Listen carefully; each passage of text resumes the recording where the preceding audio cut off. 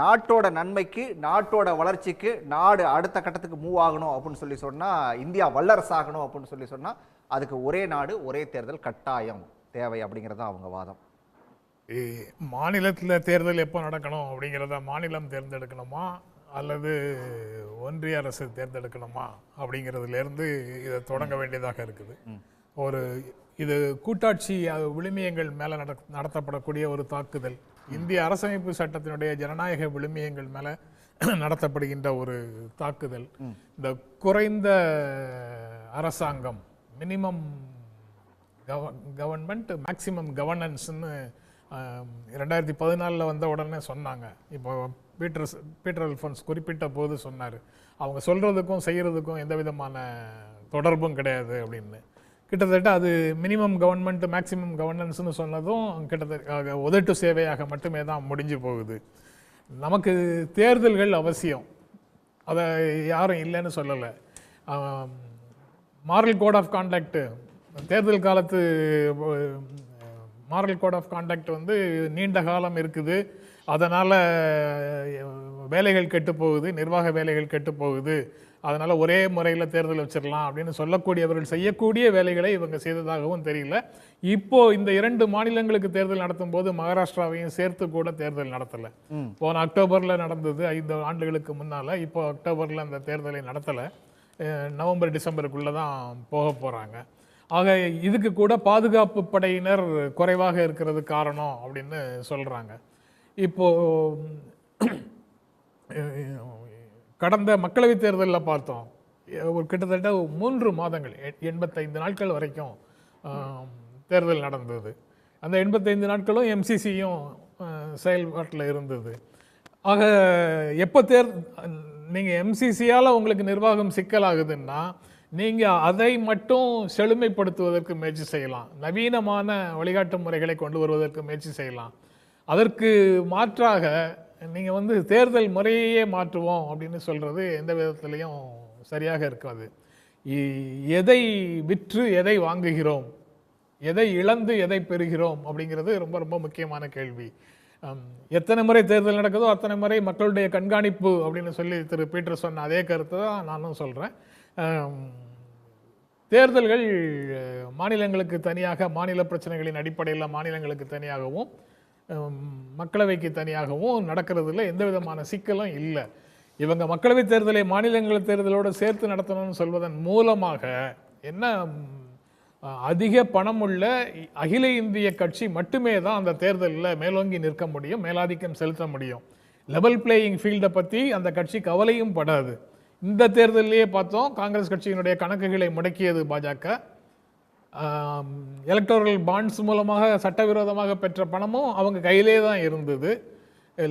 அவர்களுடைய ரிசோர்ஸஸ் வந்து மிக மிக அதிகமாகவும் காங்கிரஸ் கட்சி செலவுக்கு பணம் இல்லாத முறையிலையும் தான் இந்த தேர்தலை அவர்கள் எதிர்கொண்டார்கள். லெவல் பிளேயிங் ஃபீல்டுங்கிறது சுத்தமாக இல்லை. ஆனாலும் தேர்தல் முக்கியம் அப்படின்னு தேர்தலை எல்லாரும் பங்கு பெற்றோம்.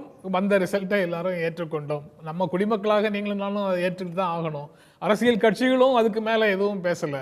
அரசியல் கட்சிகள் அதற்கு மேலே எதுவும் பேசலை என்பதாலேயே இந்த தேர்தலின் போது நடந்த பல்வேறு சர்ச்சைகள் வந்து இல்லாமல் போயிடாது. இப்போ திரு நாகராஜ் சொன்ன மாதிரி தேர்தல் சிறப்பாக நடந்தது, எலெக்ஷன் கமிஷன் செய்த தரவுகளுக்கு யாராலையும் பதில் சொல்ல முடியலன்னு சொல்கிறார்ல. கிட்டத்தட்ட பல தொகுதிகளில் பதிவான வாக்குகளுக்கும் அங்கு விவிபேட்டில் இருக்கக்கூடிய விஷயங்களுக்கும் வேறுபாடு இருக்கு. அந்த முதல்ல வாக்குப்பதிவு அந்த தகவல்கள் வெளியிடும் போதே சரியான தரவுகளை நீதிமன்றத்தால் தேர்தல் ஆணையத்தால் வெளியிட முடியல. அந்த சிக்கல்களிலிருந்து அது இன்னும் அப்படியே தான் இருக்கு. அதை அரசியல் கட்சிகள் முன்னெடுத்து போகவில்லை அப்படிங்கிறதுக்காக அந்த குளறுபடிகள் எல்லாம் சரியாயிட்டதாக அர்த்தம் இல்லை. இதில் ஆனாலும் இவ்வளவு பிரச்சனைகள் இருந்தாலும் நமக்கு தேர்தல்கள் அவசியம். ஆனால் தேர்தல்களோடு ஜனநாயகம், இந்திய ஜனநாயகம் முடிந்து விடுவதும் இல்லை. அதை தாண்டி பல்வேறு விஷயங்கள் இருக்கு. அந்த ஜனநாயக நெறிகளை எல்லாம், கருத்தறிதல், உரையாடல், கருத்தொற்றுமை, மக்களுக்கு பொறுப்பாக இருத்தல், அக்கௌண்டபிலிட்டி, ஜனநாயக நிறுவனங்களை காப்பாற்றுறது, விதிகள் நெறிகளை பின்பற்றுறது, இப்படி சட்டத்தின் ஆட்சி வரை ஜனநாயக விழுமியங்களை கடைப்பிடித்து ஒரு அரசாங்கம் நடந்து கொள்ள வேண்டும் என்பதை எவ்வளவு தூரம் அரசாங்கத்தில் இருக்கக்கூடியவர்கள் கடைப்பிடிக்கிறார்கள் அப்படிங்கிறது முக்கியமான கேள்வி. அது எதையுமே செய்யாம ஜனநாயகத்தை நாங்கள் உயர்த்தி பிடிக்கிறோம், வல்லரசாவதற்கு இந்த தேர்தல் தான் முக்கியம் அப்படின்னு சொல்வது வந்து எந்த விதத்திலையும் தொடர்புடையதாக இல்லை. இந்த மசோதாவை இப்போ ஒருவேளை அவங்க வந்து அதில் பாஸ் பண்ணிட்டாங்க அப்படின்னு சொன்னா அடுத்து என்ன நடக்கும் அப்படின்னு ஒரு கேள்வி வருது. இல்லை எப்போலேருந்து இந்த ஒரே நாடு ஒரே தேர்தலுங்கிறது எப்போலேருந்து நடைமுறைக்கு வரும்? இல்லை, அது பாஸ் பண்றதுக்கு நேரடியாக இப்போதைக்கு வழி இல்லை. அதுதான் முதலமைச்சர் நடைமுறை சாத்தியம் இல்லைன்னு சொல்றாரு. 2/3 மெஜாரிட்டி அரசமைப்பு சட்ட திருத்தங்களுக்கு 2/3 மெஜாரிட்டி வேணும். கிட்டத்தட்ட ஒரு கணக்கு சொன்னாரு நாகராஜ், ஒரு கணக்கு சொன்னாரு. 47 கட்சிகள்கிட்ட நாங்கள் வந்து கருத்து கேட்டால் 32 எங்களுக்கு ஆதரவா சொல்லியிருக்காங்க. அதாவது ஐ மீன் அந்த 35 கட்சிகள் ஆதரவு, 15 கட்சிகள் தான் எதிர்த்திருக்காங்க கணக்கு சொன்னாரு. கரெக்ட். 32 கட்சிகள் ஆதரவாக பேசியிருக்கிறாங்க, 15 கட்சிகள் எதிராக சொல்லியிருக்கிறாங்க.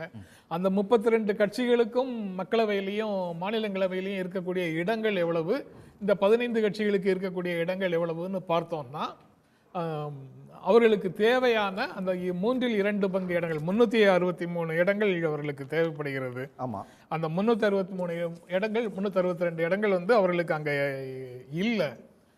என்ன செய்ய முடியும் அப்படின்னு பார்த்தா ஒரு பாசிபிலிட்டி இருக்கு. அந்த துறையில் அவர்கள் வல்லவர்களும் கூட. ஆனா இந்தியா கூட்டணி எவ்வளவு தூரம் விழிப்பாக இருக்குங்கிறத கான்ஸ்டன்டைனும் பீட்டர் சாரும் தான் சொல்லணும். ஏன்னா ஒரு 100-110 பேரை வாக்களிக்காமல் வெளியே துரத்தி விட்டுட்டா இருக்கிற அந்த 450 பேர் அந்த நபர்களுக்குள்ள இவங்களுக்கு 290 பேர் 2/3 மெஜாரிட்டி கிடைக்கும். அந்த மாதிரி ஏதேனும் ஒரு திட்டத்தை வைத்து செயல்படுத்தி விடலாம் அப்படிங்கிற நோக்கத்தில் அவங்க பேசுறாங்களான்னு எனக்கு தெரியாது. ஆனால் ஆஸ் இட் இஸ் அந்த கட்சி தாவல் இப்படி யோசிக்கணும். நீங்க சொன்ன ஆங்கிள் யோசிச்சு ஒருவேளை அப்படி நடந்துருச்சு அப்படின்னு சொன்னா இது எப்போலேருந்து அப்ளிகபிள் ஆகும்? அடுத்த தேர்தலில் இருந்து அப்படின்னு தான் பார்க்க முடியும். இதற்கு பிறகு வரக்கூடிய தேர்தல்களில் 2029 மக்களவை எப்போ முடியுதோ அப்போதே வந்து இந்த அசம்பிளி எலெக்ஷன்ஸ் அசம்பிளியினுடைய டேர்ம் எல்லாம் முடிந்து போகும் அப்படின்னு ராம்நாத் கோவிந்த் பரிந்துரையில் இருக்கிறதாக சொல்றாங்க. சரி, சில பத்திரிகைகள் அதை பற்றி விவரங்கள் வருது. இதை ஒரு டிராஃப்ட் ப்ரப்போசலாக எங்கேயாவது முன்வைக்கிறாங்களா அப்படின்னு பார்த்தா இதுவரைக்கும் தெரியல. அந்த மாதிரி தெரியல. செலக்டிவா ராம்நாத் கோவிந்தோட பரிந்துரைகள் அந்த கமிட்டி ரிப்போர்ட்ல இருந்து செலக்டிவா சில பகுதிகளை மட்டும் வெளியில விடுறாங்க. அதிலேயே எல்லா சிக்கல்களும் வெளிப்படுகிறது. அப்படி என்றால் இவர்களுடைய நோக்கம் உடனடியாக இதை செயல்படுத்துவது மாதிரி தெரியல. குறைந்தபட்சம் நாங்கள் அதாவது இப்ப 3 ஒரு ஆழம் பார்க்கறது அப்படி எடுத்துக்கலாமா? ஆழம் பார்க்கறது மட்டும் இல்லை, நாங்கள் என்ன பொசிஷன்ல இருந்தாலும், குறைவான எண்ணிக்கையோட இருந்தாலும், கூட்டணி கட்சிகளை நம்பி இருந்தாலும் எங்களுடைய அஜெண்டாவை நாங்கள் தைரியமாக செயல்படுத்துவோம் அப்படின்னு ஒரு தோற்றத்தை உருவாக்குவதற்கு முயற்சி செய்கிறாங்களா இருக்கலாம். ஏன்னா நடைமுறையில் இந்த 100 ஆண்டு சாதனைகளாக வக்ஃப் வாரிய பில்லை வந்து கமிட்டிக்கு அனுப்பியாச்சு, பிராட்காஸ்ட் பில்லை வந்து திரும்ப எடுத்துட்டு போயாச்சு, லேட்டரல் என்ட்ரிக்கான விளம்பரத்தை திரும்ப வாங்கிட்டாச்சு. இந்த மாதிரி சாதனைகள் இருக்கும்போது அவங்க எதுவுமே செய்யாமல் சும்மா இருக்கிறோம் அப்படின்னு ஒரு பிம்பம் வந்துடக்கூடாதுங்கிறதுக்காக இதை ஃப்ளோட் பண்ணி விட்டுருக்குறாங்களா அப்படிங்கிற சந்தேகமும் அதை பார்க்கும்போது வருது.